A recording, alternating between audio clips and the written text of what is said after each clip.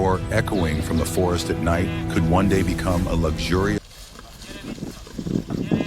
Have you ever imagined that the terrifying roar echoing from the forest at night could one day become a luxurious flavor on a dinner table? Once the nightmare of farmers, wild boars flavor on a dinner table. Once the nightmare of farmers, wild boars are now raised as a living treasure deep forest, carrying with them now raised as a living treasure of the deep carrying with them the sweetness. But behind that glittering image, are we truly learning to live in harmony with nature? Are we behind that glittering image harmony with nature? Question, or simply locking it inside a more sophisticated cage, or simply locking it inside a more sophisticated cage. Back in the old days, in the memories of many Asian than the roar echoing, nothing was more terrifying than the roar in the memories of many Asian from the edge of the forest at night. Nothing.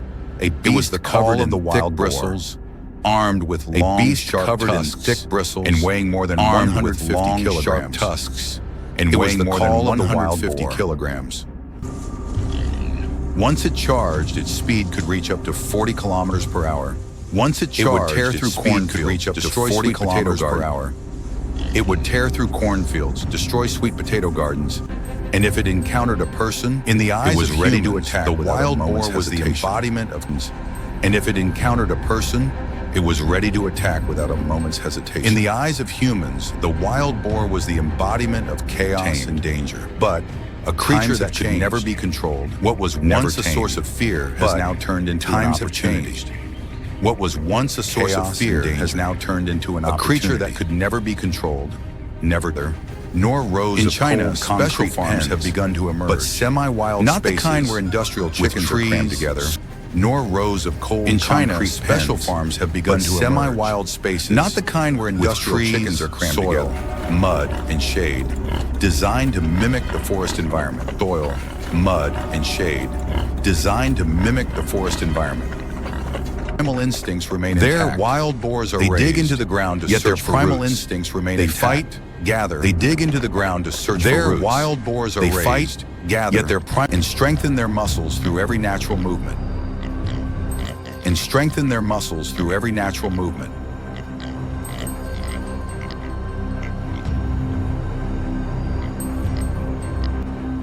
The result?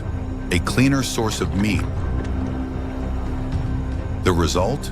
A cleaner source of meat, nutrition, with less medication, and most importantly, fewer antibiotics, that carries richer the nutrition of nature. And most this is not domestication. A taste that carries the with less medication, fewer antibiotics, richer. This is coexistence. However, raising wild direction has never been an easy task. While the animal continues to live true to its primal instincts. This is coexistence. Humans provide direction, raising wild boars while the animal never continues to live true to its primal instincts. Males grow sharp by the 7th or 8th month. Their muscles bulge. They begin to change. Their eyes turn Males wary. Grow sharp tusks. Their muscles by the bulge. 7th or 8th month. Their eyes turn wary. They begin to change. Sometimes even aggressive. Awaken. Hormones they challenge each other. Survival instincts awaken. They test the fences, challenge each other in fierce clashes. Sometimes even aggressive. They test the fences. Hormones push against humans, and at times even charge straight at the very person who raised them since birth. Against humans, and at times even charge straight at the very person who lives to females become extremely protective, ready to risk their lives to defend their young. Females become extremely protective, ready to risk their lives. No longer just that of a caretaker. At this stage, a farmer's role is no longer just that of a caretaker. At this stage, a farmer's role, they become a manager of wild animals. They become a manager of wild animals. Feeding schedules must be adjusted to prevent conflicts. The dominant males. Feeding schedules must be adjusted to prevent conflicts. The dominant males, weighing over 150, sometimes weighing even over 100 kilograms, sometimes have to be separated. Have to be separated. Health requiring turn into dangerous tranquilizers and specialized long pens, tranquilizers and specialized mobile pens. Health checkups turn into dangerous missions. Even transportation demands skill. You can't just lead a wild boar onto a truck. You have to lure it, trick it, make it believe. Even transportation demands skill. You can't just lead a wild boar onto a truck. You have to lure it, trick it, make it believe it's turn into a real disaster. And when a wild boar manages to escape, it's not just about economic loss. It could turn into a real disaster. And when a wild boar manages to escape, it's not just about economic loss. That's why these farms are like fortresses. Sometimes double-layered farms are like fortresses. Sometimes electrified, double-layered watchtowers overseeing the entire area. Electrified watchtowers overseeing the drones and AI sensors tracking behavior 24/7. Because with just one mistake, AI sensors tracking behavior 24/7. Because with just one mistake, this beast of the deep forest will remind humans that it was never a tame barnyard pig. This beast of the deep forest will remind humans that it was never a tame barnyard pig. So why do people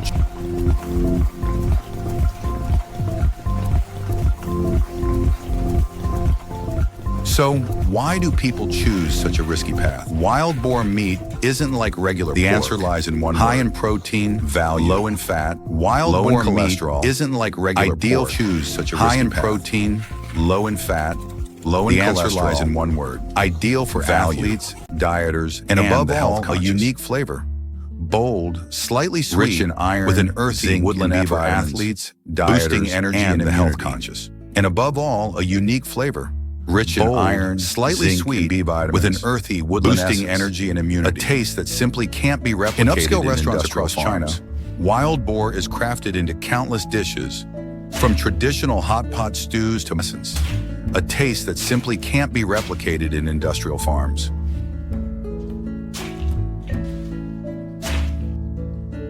In upscale restaurants across China, wild boar is crafted into countless dishes, from traditional hot pot stews to modern fusion creations.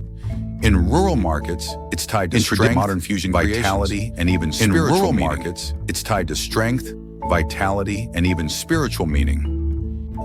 In traditional medicine, wild boar meat is helping restore vigor, powerful yang energy. Helping restore vigor, wild boar meat is believed to carry powerful yang energy. Today, you can order wild boar with just a single click. Frozen cuts arrive with a QR code for traceability. Today, you can order wild boar with just a single click. Frozen cuts arrive with a QR code for traceability. Even a video showing how the animal was raised. From once being a creature of the wild boar has now become a luxury brand. Even a video showing how the animal was raised. From once being a creature of the wild boar has now become a luxury brand. Wild boar meat is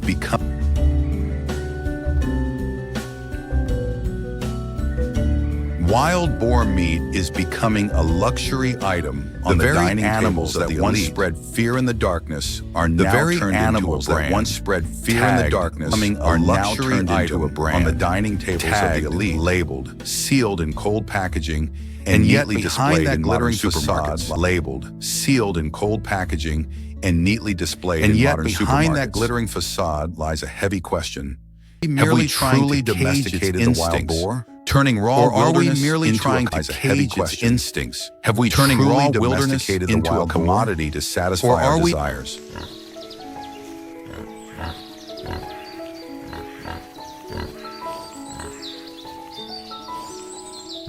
Commodity to satisfy our desires.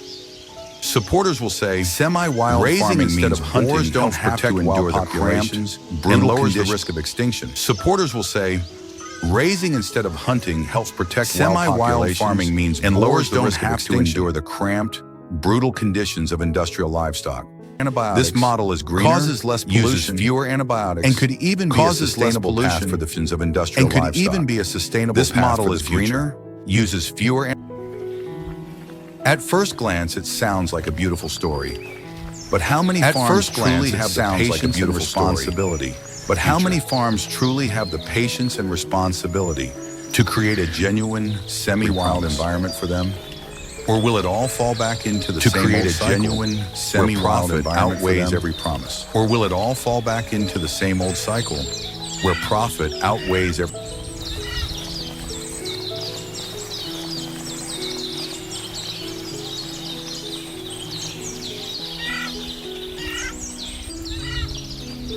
Watched by electric fences, even when raised in AI cameras, artificial forest, they dig. Wild boars are never truly free. But every movement they are watched by electric fences, by AI cameras. The truth is, even when raised in a so-called artificial forest, but every movement is confined within a larger cage.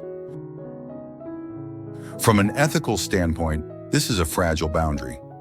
Are we truly coexisting with nature and oppression, or just finding sometimes be as thin more as a sophisticated way to control a larger cage? From an ethical standpoint, this is a fragile boundary.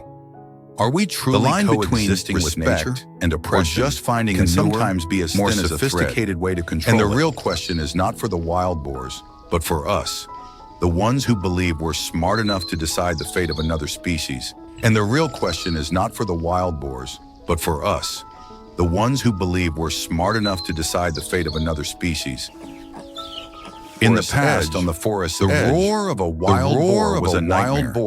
It signaled destroyed crops, farmers facing ruin in the past, or even death. Today, at a lavish banquet table, under glittering lights and the clinking of crystal glasses. Today at a lavish banquet table, or even under glittering lights and the clinking of crystal glasses, wild boar meat is celebrated as a delicacy. A creature that once embodied chaos has become proof of human ingenuity and ambition. A creature that once embodied chaos has now become proof of human ingenuity is celebrated as a delicacy. A beast that once spread fear now opens the door to green, sustainable agriculture. But perhaps the truth lies somewhere between those two extremes. Sustainable agriculture. A wild boar never fully becomes a domestic pig. We are only living within a temporary nature. We are only living within a temporary truly becomes a domestic fragile pig. Balance between wild instinct and the need to survive. You may see wild boar meat as a rare delicacy.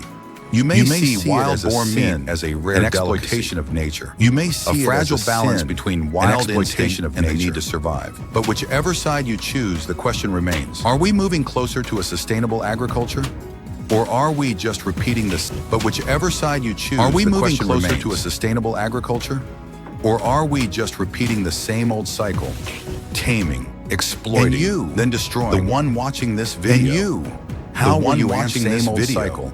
How will you answer? Exploiting. Would you dare to taste the meat that carries both sweetness and the scent of the deep forest? Would you dare to believe this model could be the future of humanity? Or is it just a fleeting experiment destined to collapse? Would you dare to taste the meat? Share your thoughts in the comments below. And if you'd like to keep joining me on these, share your thoughts in the comments below. And if you'd like to keep joining me on these unexpected journeys into how humans and nature confront each other, unexpected journeys into how humans and nature confront each other, and turn on the notification bell. Because today's story about wild boars isn't just about one species. As humans are choosing, it's a mirror reflecting how we, and perhaps the bigger question isn't, are choosing to should we farm wild boars? And perhaps the bigger question isn't, in our should we farm wild boars? Isn't just about one species, but rather, in our race to conquer nature, are we slowly losing ourselves?